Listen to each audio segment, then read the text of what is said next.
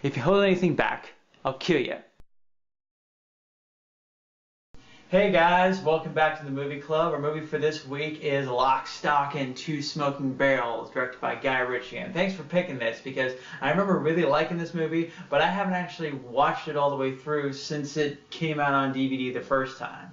Back then it was a huge hit in England, and at the MTV Movie Awards, back before they became stupid, they gave Guy Ritchie Best New Filmmaker, because of this movie. So Lock, Stock, and Two Smoking Barrels follows four small-time crooks, one of whom gets into a high-stakes card game, loses big time, and has to come up with 500,000 pounds, Great Britain pounds, in 5 days, or else he and the gang will suffer horrific consequences. There's also several other groups of criminals, one dealing drugs, one stealing antiques, and a lot of hilarious chaos ensues with trying to recover the money, trying to recover a bunch of stolen weed, trying to cover a pair of antique guns, and it's just a more detailed plot summary would be pointless. It's really good, so just watch the movie. But this is Guy Ritchie's first movie, which means all his other crime caper comedies like Snatch, Rock'n'Rolla, and probably some others that I haven't even seen are essentially copies of this one. This is the prototype.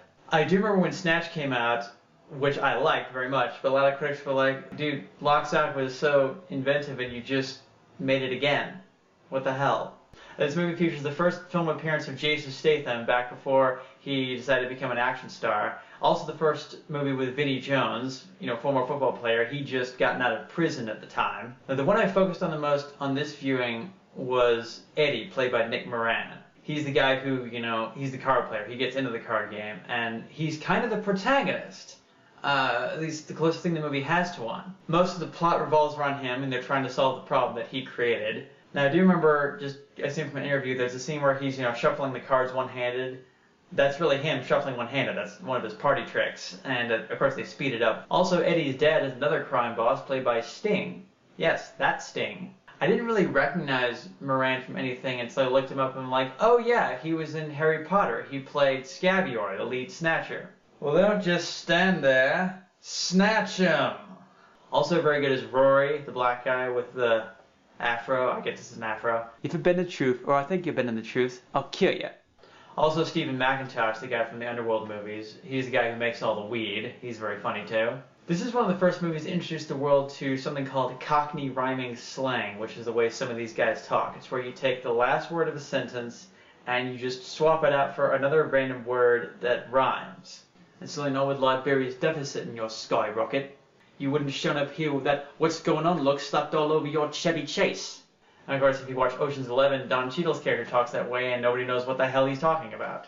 Which means we intend to do this job in Reno or in Bonnie. Bonnie Rubble. Trouble!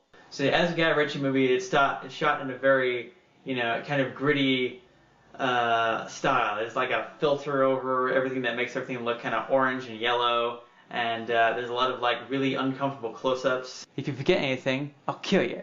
In fact, you're going to have to work very hard to stay alive. But yeah, God, I hadn't seen this movie in a long time. It was great to revisit it.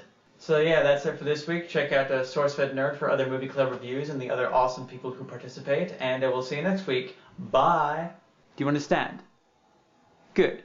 Because if you don't, I'll kill you.